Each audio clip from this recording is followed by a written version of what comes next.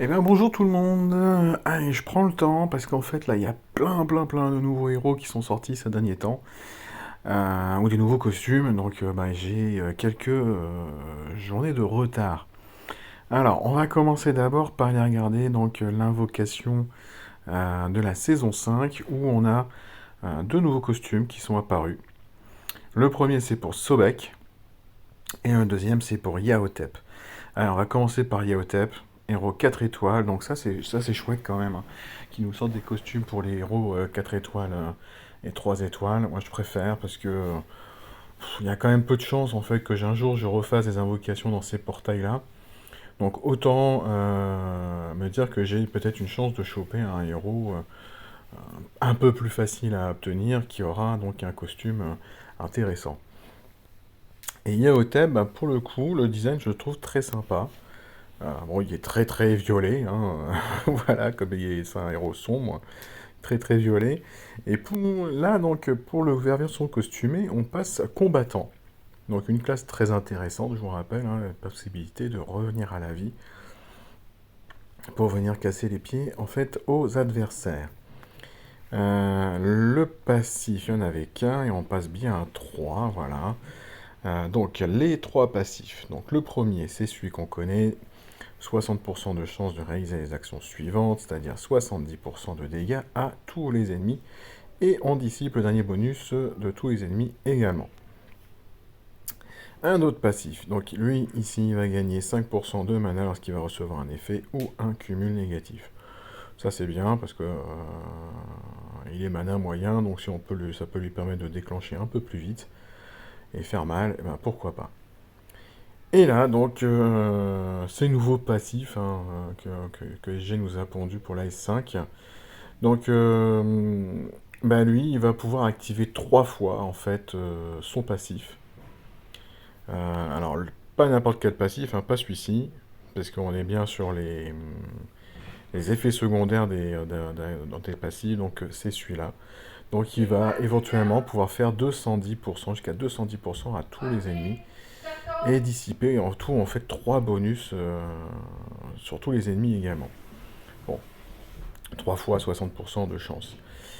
Alors, la régénération boostée, ça c'est sympa comme pouvoir d'éther.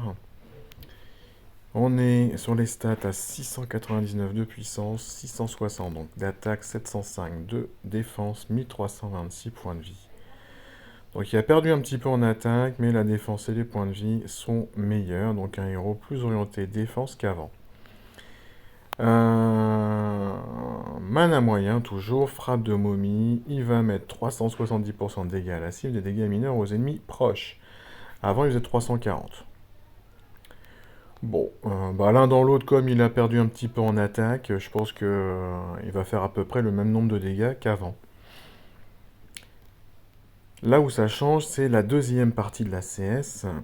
Si la cible est vaincue, et uniquement la cible, pas les ennemis proches, hein, uniquement la cible, il y a un petit marqueur en fait qui apparaît dessus. Dans les 3 tours, tous les alliés du lanceur reçoivent plus 15% de mana. C'est plus 15% direct, hein, c'est pas une génération de mana qui est boostée, qui est améliorée. Hein. Avant, c'était 20%. Bon, je vous dirais, rien que pour la classe combattant, je le trouve sympa. Après, il était déjà voyou, donc c'était quand même pas mal. Après, moi, j'ai souvenir de Subarix hein, qui voyait un top héros dans Yaotep. Il avait amélioré très rapidement quand il l'avait obtenu, et puis au final, après, il disait qu'il en était très déçu. Oui, parce qu'en fait, il faut déjà trouver les tuiles sombres pour pouvoir déclencher sa CS. Donc c'est pas instantané. Et puis derrière, il fallait tuer la cible pour pouvoir vraiment gagner ses 15, enfin ses 20% de mana direct. Là, on passe à 15. Bon, bah écoutez, ceux qui étaient fans de Yaotep avant, je pense qu'ils seront toujours fans. Ils prendront effectivement sans souci cette version costumée. Bon, même si le bonus de costume est ridicule, malheureusement. Ceux qui n'étaient pas fans de Yaotep avant, alors peut-être que s'il est combattant, peut-être que vous allez apprécier un peu plus, je sais pas. Mais le design est sympa, la classe est sympa, mais il était déjà voyou avant, c'était déjà très sympa aussi.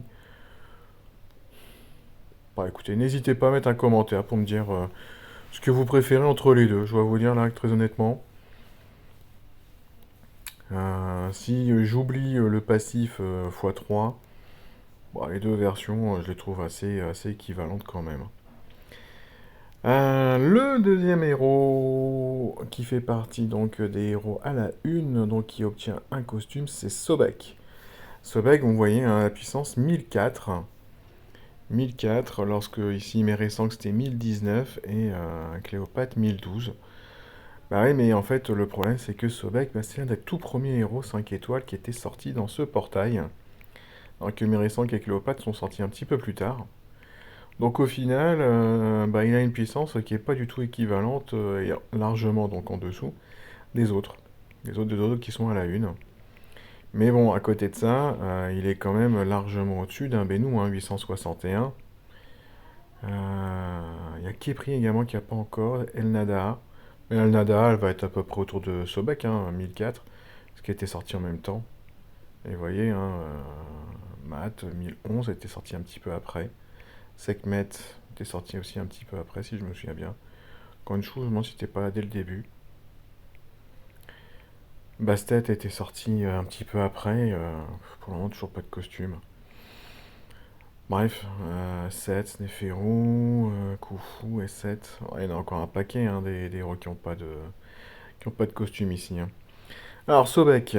Sobek, il était magicien, il passe voyou. Ça, c'est chouette. Les passifs, donc il va, donc l'ACS la première fois va être augmenté de 50%. Ça va faire mal. Et son passif, il peut l'activer jusqu'à 3 fois.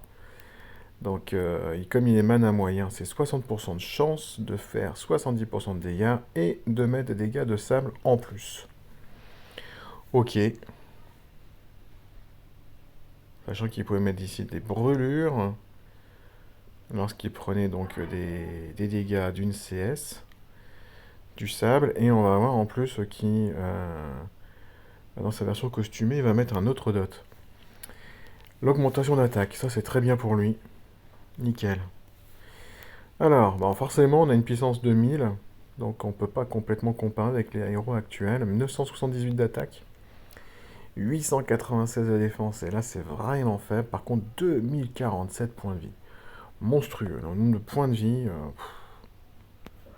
franchement, si je devais attraper ce type de costume, je pense que je lui mets un full défense, mais vraiment défense en priorité pour être sûr qu'il puisse un minimum résister aux frappes actuelles, hein, parce que à 900, il va être vraiment très léger, hein.